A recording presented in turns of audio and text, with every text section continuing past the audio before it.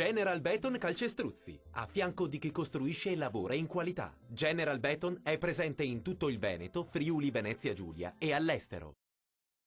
Ben ritrovati al meteo. Sarà una bella giornata di sole grazie all'aumento della pressione, ma vediamo il dettaglio. Sul Veneto la giornata sarà caratterizzata dal bel tempo. Sulla nostra regione infatti sarà ampiamente soleggiato ovunque e il cielo si presenterà sereno o al massimo con presenza di poche nubi a carattere sparso. Non sono previsti fenomeni degni di nota.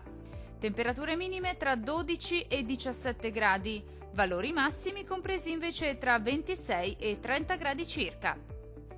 Diamo ora uno sguardo al Friuli Venezia Giulia. Poche novità, anche sulla nostra regione dominerà il sole ovunque, sarà infatti asciutto e stabile, con il cielo che si presenterà sereno e del tutto sgombro da nubi su tutti i settori. Non sono previste piogge degne di nota. Temperature minime tra 13 e 16 gradi, massime comprese invece tra 28 e 31 gradi circa.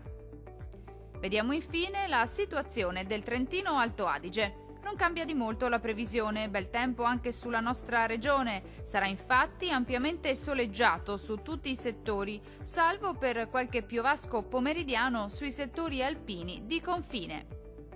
Temperature minime tra 13 e 14 gradi, massime oscillanti invece tra 29 e 32 gradi circa.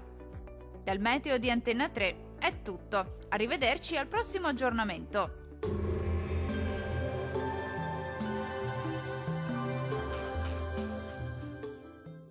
General Beton Calcestruzzi, a fianco di chi costruisce e lavora in qualità. General Beton è presente in tutto il Veneto, Friuli, Venezia Giulia e all'estero.